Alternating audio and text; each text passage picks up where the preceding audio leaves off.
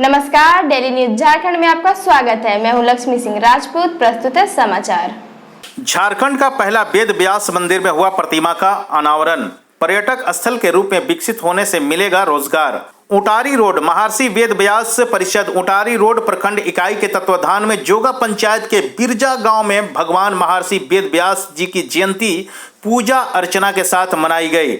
समिति अध्यक्ष राम प्रसाद चौधरी ने कहा कि लॉकडाउन और कोरोना महामारी को ध्यान में रखते हुए समिति सीमित लोगों द्वारा जयंती मनाई गई, जबकि इस वर्ष महर्षि वेद व्यास मंदिर बनकर तैयार था और भव्य आयोजन कर वेद व्यास जी की प्रतिमा की स्थापना भी किया जाना था, परंतु सरकार के निर्देशानुसार सीमित लोगों के बीच प्रतिमा स्थापित की गई। अतिथि के रूप में पहुंचे महर्षि वेद व्यास के परिषद विदत प्रकोष्ठ के प्रदेश अध्यक्ष युवा समाज सेवी डॉक्टर कुलदेव चौधरी ने कहा कि आषाढ़ मास की पूर्णिमा को गुरु पूर्णिमा कहा जाता है। इसी दिन चारों वेद व महाभारत के रचयिता कृष्णा द्रौपयन वेद व्यास जी का जन्म हुआ था। वेदों की रचना करने के कारण उन्हें वेद व्यास भी कहा जाता है। वेद व्यास के सम्मान में ही आषाढ़ पूर्णिमा को गुरु पूर्णिमा कहा जाता है। अब लोग व्यास पूर्णिमा से भी जानना शुरू करने लगे हैं। डॉक्टर चौधरी ने कहा कि शिक्षा और संस्कार को जानना बहुत जरूरी है। पूजा पाठ आध्यात्म हमें संस्कार सिखाता है और शारीरिक एवं मानसिक रूप से मजबूत करता है। वहीं शिक्षा सबसे शक्तिशाली हथियार है।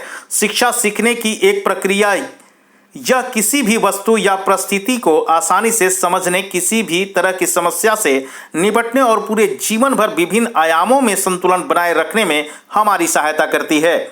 शिक्षा सभी मनुष्य का सबसे पहला और आवश्यक अधिकार है। यह स्पष्ट है कि शिक्षा वो अंधकार मिटाने का सशक्त माध्यम है जिससे व्यक्ति, परिवार तथा समाज का चहुमुखी विकास होता है। आज विद्वता के आधार पर ही महर्षि वेद व्यास जी को विश्व गुरु माना जाता है।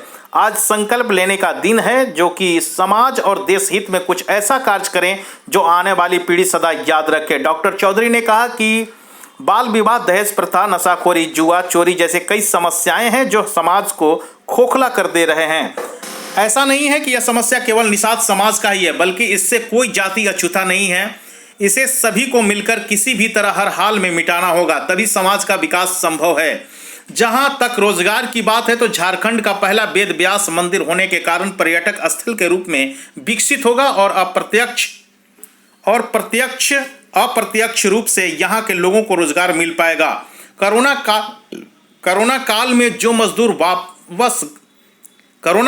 मजदूर वापस घर आए हैं उनसे कहना चाहूँगा कि आपकी प्रतिभा ही जो किसी दूसरे राज्य में काम दिलाता है। अगर मोमबत्ती, अगरबत्ती, मशरूम, मत्स्य पालन, मुर्गी पालन आदि की छोटे छोटे उद्योग लगाए जाएं तो आपकी प्रतिभा के बदौलत उत्पादन बढ़ेगा और आसानी से वहीं रोजगार मिलना शुरू हो जाएगा।